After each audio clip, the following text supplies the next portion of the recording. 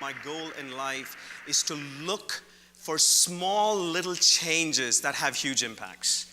Not necessarily only from the point of view of marketing or selling products. I'm extremely interested in public policy as well. I'm interested in how to get people to perhaps eat better, save more money for their retirement, exercise more, so on, so different kinds of public policy issues, and also, of course, what we can do with our students. Other thing also, I should let you know that I have not slept all night. I've literally not even a minute, because after I went back home, I was busy putting the slides together, the 320, and at some point, I think I finished around 2 o'clock, and then I realized it's 2, and I want to watch the Australian Open, which starts at 3:30. So there's no point in going to bed. So anyone watch the Australian Open this morning? No? So Federer is into the next round. And so I've been up all morning. I've had 2 cold showers in the last 8 hours, a lot of tea. So if I'm off my track and if I start speaking in a language that you don't understand, it's my subconscious taking over. So please forgive me in that case. So that's it, no more disclaimers. All right. So I'm going to get us to travel back in time. So in the late 70s, something drastic happened. The spreadsheet took birth. Little did we know that business was never going to be the same ever again, even to this day, right? So it just kind of dominated the boardroom. Pretty much laid the foundation where we've seen, even until very recent times, that generally CFOs became CEOs. And we see this even today, right? So a lot of power in the hands of people who had numbers, right?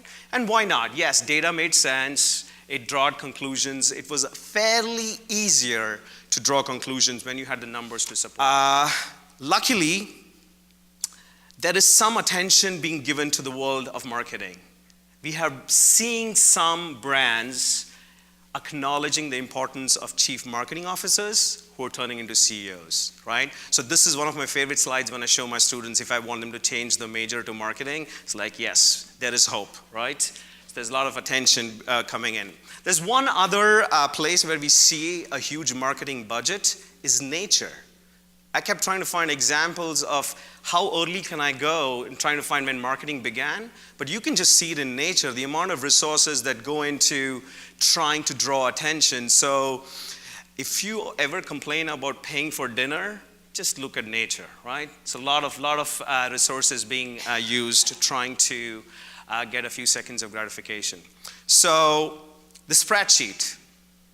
One of the reasons the spreadsheet dominated was it was a safe place. If you showed up to a meeting with a spreadsheet, you're pretty safe. Right? There's no one to challenge. The more complicated you make it, the more colors you add, it's a safe place. Because if something goes wrong, it's the model, right? I don't know, so it kind of got adapted in our corporate culture, and it became a good place to be. So let's think of a hypothetical situation. There are 2 Amreshes who show up to one of your meetings that you've been doing the last couple days. So one is the spreadsheet me, and the other is the nudge me, right? I should add both are equally charming. So the spreadsheet me makes the case of the growth that we are looking forward to, tries to come up with this model and shows you exactly how we can do it, and gets all these variables of this new bypass that we are going to have, and all the food and everything, puts all 1,000 variables into it, a lot of colors, something that you will take 2 days to understand. I have the spreadsheet. And the nudge, Amresh, comes and tells you, listen, I think I've cracked it. I want $100,000 to replace all the chairs in the classroom with this one, which costs $400 a piece, designed by the best designing firm in the world. Which one would you pick? You would think the nudge Amresh is off his medication, right? Because there's no way to prove this. You cannot plug this into any model. How do you calculate a return on investment for chairs, right? It's a difficult proposition to have. And just because we can't calculate its return on investment does not mean it's not valuable, right? Because we've gotten into this culture of trying to measure everything. A lot of things are being missed. There's actually a very interesting book which has tried to go back and see all the predictions made by experts, I think from the 1950s. So this author has looked over 20,000 speculations of the price of oil and precedents, different kinds of technologies, and he has found in most of these cases the speculators are completely wrong, right? Not even close, not like wrong by a margin, but tremendously wrong. And if anything, the recent elections have taught us, the so-called experts have no idea what's going on. They're just kind of guessing and then trying to create numbers to kind of verify what they want to say. So I have always wondered, one of the most important decisions one makes is choosing a life partner. What would life be like if everyone created a spreadsheet when they're choosing their life partners, right? Sense of humor on a scale of 1 to 10, whether you like tennis on a scale of 1 to 10, right? But that's not how we make decisions, right? You kind of feel it. There's a feeling. It's very difficult to quantify a lot of things in life. My life pretty much changed when I heard Rory Sutherland, who's the current chairman of the Ogilvy Group, talk about it. In fact, I found out about nudge in one of his talks. I'm going to show you a short clip from his TED Talk, which also made him extremely popular, but this is where everything changed for me. After years working in the business, that what we create in advertising, which is intangible value, you might call it perceived value, you might call it badge value, subjective value. Intangible value of some kind gets rather a bad rap. If you think about it, if you want to live in a world in the future where there are fewer material goods, you basically have two choices. You can either live in a world which is poorer, which people in general don't like, or you can live in a world where actually intangible value constitutes a greater part of overall value. That actually intangible value in many ways is a very, very fine substitute for using up labor or limited resources in the creation of things. Here's one example. This is a train which goes from London to Paris. The question was given to a bunch of engineers about 15 years ago, how do we make the journey to Paris better? And they came up with a very good engineering solution, which was to spend £6 billion building completely new tracks from London to the coast and knocking about 40 minutes off a 3.5-hour journey time. Now, call me Mr. Picky, I'm just an ad man, but it strikes me as a slightly unimaginative way of improving a train journey merely to make it shorter. Now, what is the hedonic opportunity cost of spending £6 billion on a load of railway tracks? Here's my naive advertising man's suggestion. What you should in fact do is employ all of the world's top male and female supermodels, pay them to walk the length of the train handing out free Chateau Petrus for the entire duration of the journey. Now, you'll still have about £3 billion left in change, and people will ask for the trains to be slowed down. So that kind of hit the spot for me, and it was also an awakening as to there's just no one way to make an experience better. We are so engrossed with efficiency, but we can make experiences better with a lot of different ways, right? So that is sort of where it all started. So this slide can get me into a lot of trouble. There won't be a single economist who would accept what I have to say. So this is source me. No one would agree, but this is how I like to think of it. So on the top is psychology. Economics would never agree to be under psychology, but this is the way I kind of think of it. And I've had a strong dislike for neoclassical economics ever since I took it in grad school. I've hated it ever since. One of the reasons being, they always talk of this perfect world. So an example could be, if you're given $80 and you had perfect knowledge of everything that was in a store, how would you shop? It's impossible for a human being to have perfect knowledge of how the products are listed in the store. The other utility maximization is focused on either reward or punishment. As simple as that. But that's not the case at all, because you miss philanthropy, you miss charity, you miss sacrifice. So if you can't put it into an equation, the economists don't like it. So I had to keep my mouth shut last night, so I didn't say anything. The Austrian School of Economics has kind of created a niche for itself. Ludwig von Mises tried to create a different thinking in terms of how human actions are not reactions, that humans make proper decisions. And the other extreme is Daniel Kahneman, who I'm going to talk about in a second, who is known as the father of behavioral economics, whose entire proposition was we can study behavior to a science and almost to an extent where we can predict how people are going to react to certain things. But there are some limitations, right? We focus a lot on the conscious part of our decision making, but it's very difficult for us to find out what lies beneath. The subconscious part is where a lot of our decision making lies. Just to put things in perspective for some of you who like numbers, approximately only 40 bits out of 11 million is what we can consciously process. The rest is all subconscious, right? So it's very difficult for us to measure something that perhaps we can't see. So Daniel Kahneman in 2002 won the Nobel Prize for Economics. He's actually a psychologist, so the economists hate him, right? Currently working at Princeton. So he brought up a theory of what he calls the system 1 and system 2. Very simple, right? So system 1 are things sort of behind the scenes, your lizard brain, things that are very instinctive. And system 2 are things that we learn culturally. So language is system 2. Riding a bicycle is system 2. Recognizing a smile is system 1. Right? So these are things that we kind of naturally learn from different experiences. So our complicated brain, given the different layers that it has, is not fully dependable, actually. So I'll give you some examples. The 2 blue dots, does one seem larger than the other?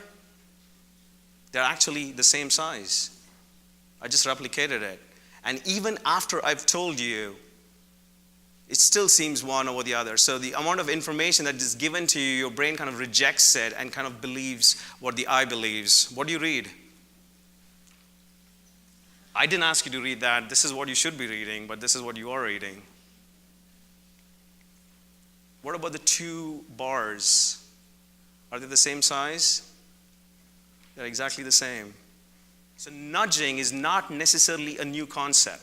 We can see nudging being used historically even before the word nudging or marketing or behavioral economics existed.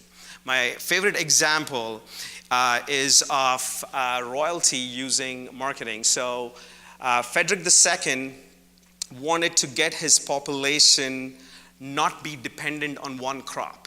Right? So because of famine, there was a lot of chaos. So he wanted to introduce potatoes to his population. But people hated potatoes. At that time, it was sort of fairly new. Potatoes was something you fed the pigs. So people did not want to eat them, and he wanted to introduce potatoes to his population.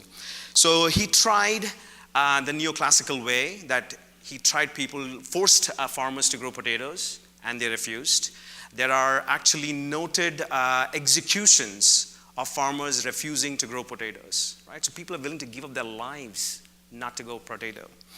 The smart man that he was, he tried the marketing way. He said, you know what, let me try a different thing. So he set up a farm somewhere outside, and he had some guards to protect the farm, but also told them to be a little bit lenient, to look the other way if things happen. So it's the human nature. If something is worth being protected, I need it.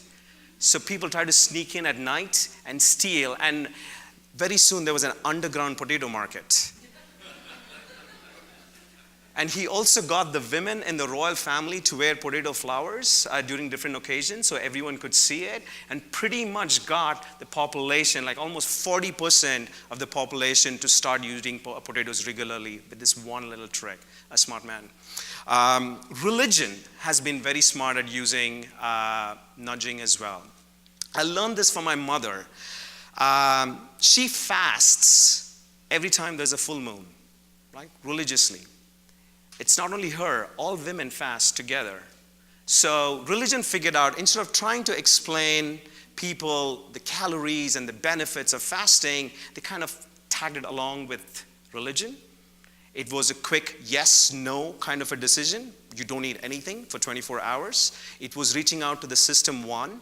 And it also had a social pressure because everyone in the neighborhood do it, so they'll keep each other in check, like, hey, don't forget, we need to fast tomorrow.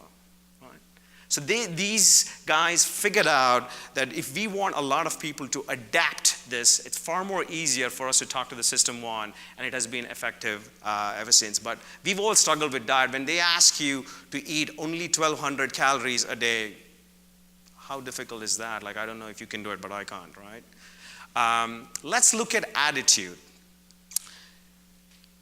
We believe that the only way you can change attitude is trying to get people to give them enough information so that they rationally change their behavior. So getting people information in terms of calories, making better decisions. The more information you give them, the better decisions they'll make. But that need not be the case at all.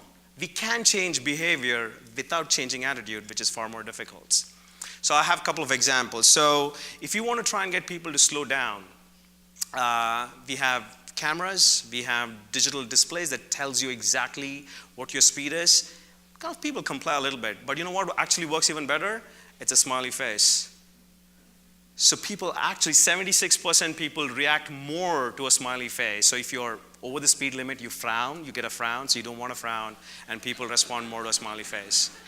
It's a far cheaper alternative, and if it works, why not? I'm going to show you one of my favorite examples. It's a short video clip of how you don't have to give people any information to get them to change their behavior. So in this case, we want to try and get people to take the stairs, and here's a simple solution.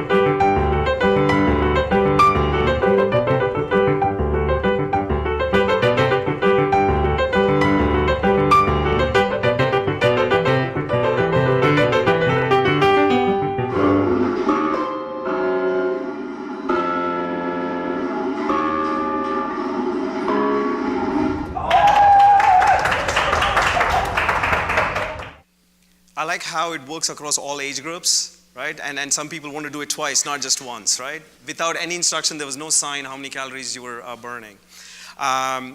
Information. Can we try and get people to react in different ways with the amount of information that we're giving them, or the kind of information that we're giving them?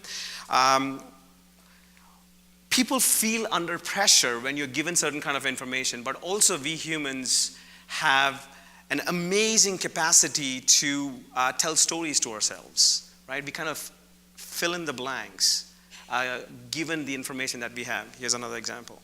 Starbucks has just introduced its most expensive cup of coffee ever. It's called Costa Rica Finca Palmera, something like that, and it's priced at $7 a cup, which might sound expensive, but at Starbucks you're also paying for the ambience of a homeless guy taking a shower in the bathroom sink, etc. Starbucks says the coffee is worth $7 because it's made from a rare variety of Central American beans called geisha that are very hard to grow. And by the way, if you threw an elbow at an old lady's head to buy a discounted Blu-ray player this weekend, you are not allowed to buy this cup of coffee. I forbid it. A $7 cup of coffee. I feel like this is a test to find out just how stupid we are.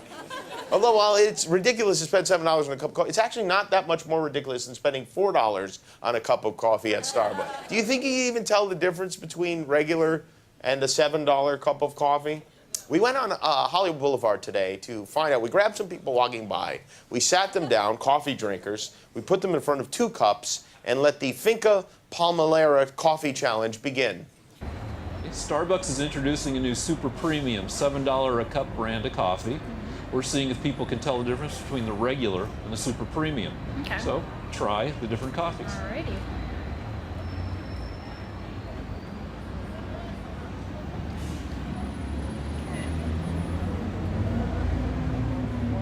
Which is the super premium and why? I want to say this one because it has more of a richer taste. It tastes stronger, more premium, I guess. Okay, I should mention that we didn't even bother to get the $7 coffee. We got a pot of regular coffee and poured the exact same coffee in both cups. Okay, this one's a smoother flavor. The other one's slightly bitter. This has a richer, bolder taste. This is definitely it. I believe it's this one. It just tastes richer and lighter. I think I like that one better. I think it's this one. It's quite not stronger, but more smooth. It's really, really full of taste. Which this one is more like bland. It kind of has a beany taste. It tastes like a bean. It has like this roasty grind feeling. It has that more strong taste to it. And you can taste it. You can feel it right when it goes down. You can taste it. I would say for the value, for the taste, consumption, I would put $2 to $3 on this cup, preferably over the second cup. It all tastes the same. Both taste the same. Doesn't taste more acidic. Nothing, not at all. Well, you can't judge a book by its tank top, I guess. I've watched that video at least like 30 times, but I still can't stop myself like giggling when I watch it. And if I had shown you all the faces of the subjects, you would have never guessed the person who actually got it right? So sometimes it's difficult to predict. But it gets an interesting point across. Like, we have the capacity. I mean, it's not that these people were sort of lying or making things up. I'm sure if we did this test here today at Wingate, we will get similar results. Because you kind of go off of the information. You're given a lot of cues to make those decisions, and that's how you comply. So it's most of the times, this is how we make decisions. I want to give a couple of examples of how technology does this. I don't know if you can read it very clearly. So if you use Google Maps today and you want to say you want to go to a restaurant, the other day I was trying to get to a restaurant, and it kind of calculated what time the restaurant was going to open and the amount of time it would take me to get there. So it's basically telling me, listen, Dumbo, you're not going to make it. Do you still want to go? Right? I mean, it's a nudge at the perfect timing, taking information that you have. And I think we want to adapt technology where it makes our decision making a lot more easier. Sometimes we kind of forget. If you ever try to track a package coming in, this is what you see. There are lots of the number of times it got scanned, it got picked up, too much information. Amazon has figured out something very simple. All I want to know is my package on the way. I don't care where it is. Did it leave? Is it on the way? Right? It's a simple way and a very effective way of communicating information.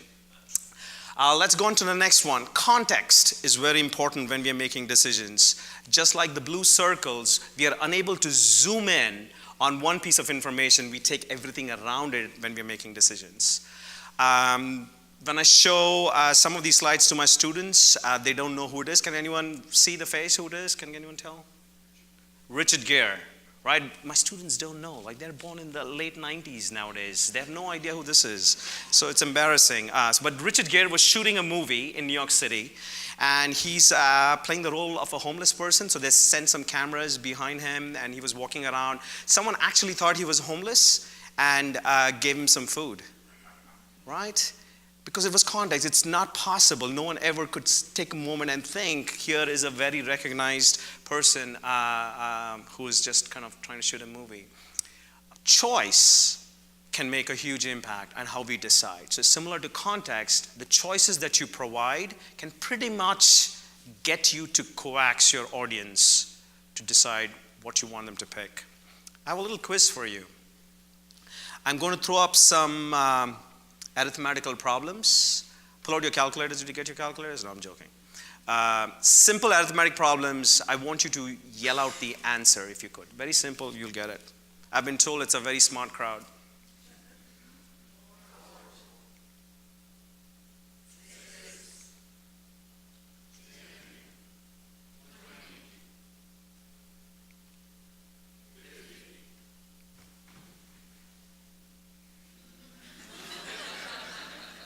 Laughter. There's always someone in the crowd who's going to get the answer. But what you just experienced is what a lot of consumers experience when there's a lot of choice. In fact, if we tested your glucose consumption, at that one problem, your glucose consumption has gone up by 4 times. People hate making complicated decisions. And choice is one of those problems of modern society where we've reached a stage where perhaps we've gone too far. Very interesting book called The Paradox of Choice explains this very notion of how providing the right amount of choice, there's no magic number. Every industry needs to find its own magic number, but that can have a huge impact on how people decide because people would rather shy away from a lot of choice than making a choice with something that is far simpler. More is not necessarily good. My favorite example is one of a device that you've used a lot. And let me remind you, 90% of these buttons you have not even pressed a single time. Why are they all of the same size? Why do they even exist? Well, they don't have a psychologist on the team. That's why. All right, so a little study was done at a bar in UK and trying to see if we can actually get people to choose different things based off of the choice. So the first 2 beers were offered. Doesn't matter what it is. One was slightly more expensive than the other. So they found that the more expensive one was more popular, right? 67% of the people chose. The next time around, a couple days later, they introduced a cheaper beer. So now there are 3 options as against 2. The choices changed. Remember, there's no other change. It was just the introduction of one got people to change what they were choosing. So now there's a little bit of change. And now when you introduce a 4th option, which is the more expensive beer, you find people choosing the second the most. I find this fascinating. And it doesn't matter if it's beer, if it's shoes, it's pharmaceuticals. I actually also think like even in grocery stores, this is something that we do twice a month, has a huge impact, the choices. So a Walmart on an average has 100,000 different items. Harris Teeter, which is a local company, has approximately 40,000. Costco, one of my favorite stores, battles with the bigwigs only with around 4,000 or 5,000 different items. Sorry if I'm in your way. And Aldi's, a German company, is giving the big a run for their money with only 1,400 to 1,500 different items. So more is not necessarily good. You can do a lot with very less.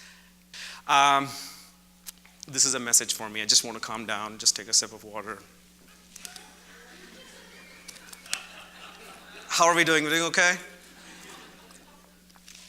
Usually when I get excited, I talk faster, so this is like a message to just slow down. Take a deep breath. I also want to share some other experiments that I've done on my own just to see if some of these theories hold true. So I have 2 classes. I did this last semester. Same course, 2 sections. So in one I had 30 students, the other had 28 students. I wanted to get them to come and meet me. I like this one-on-one conversation with students. So I did not turn in the assignment in class. And I told one class that, listen, I'm available for like 2 hours on these days. I'll be in my office, just show up, right? I'm going to be there for the next 2 weeks, show up. I could get 19% of the students from that class to come and see me, right? When I told them the hours. I played it a little bit differently with the other class. I told them that, listen, you have to take an appointment, and I have 15-minute slots. I would use the little software, and you have to book an appointment before you can come and see me. And I have I'm very busy. I I have very limited time that I can allocate to you. Only 3 students did not come. So I could get 89% of the other class to come and see me with this one change. The amount of time I spend in both is the same, right? That's huge. There's a very interesting study which is also mentioned in the book about trying to get people in hotels to reuse their towels. So what can you get people to do? So they tried using 3 different messages. They would leave this in the hotel room. One of them is about informing people about the environment and how we need to use less water and, sort of the good cause. The other is telling them what percentage of the people in the hotel reuse their towels. Right? And the third one was what percentage of the patrons in that particular room that have reused the towels. And they tried to measure it. You can pretty much guess what the answer is. So when people found out the people in that particular room were doing, they wanted to be a part of it. So that was the one that actually worked very well. So I read this and I have to try it, right? I have to, I can't resist. So I frequent to a gym, and if you're like me, I'm one of those who's very finicky about people not cleaning up after them. So I'm one of those who cleans before and after, right? And it bothered me for the longest time that how people could just kind of leave the machine. So I got a couple of students to, students are such a good resource, few dollars to observe. We did it over 3 days, 4 hours in the morning, 4 hours in the evening, the busiest time at the gym. I just wanted them to see how many people were actually cleaning after. So they would just sit there for a few hours and count. And so we found out that in this particular location, this is of course across only 3 days, only 37% of the people cleaned after, right? Only 37%. So I said, okay, that's good. So then I created some version of this message and pasted it all around the gym, right? Only 37% of the people clean after. And then we waited for a week, and then again I got the students to measure. We found a change of, so everyone started cleaning. But remember, my data is very small. This happened just over a small period of time. 2 or 3 weeks later, I spoke to the janitor or the person who kind of replenishes those wipes. She says, it's like, I don't know what happened. Like all of a sudden, I need 4 boxes a day. I used to use 1 box every 2 days. The consumption had gone up just by that one little change. I think there is a sweet spot. If we have a perfect marriage between technology, psychology, and economics, I think we can find good solutions. It's not one over the other. I think it's a combination of all of them. And I think that can make a huge impact. And that is what I'm interested in.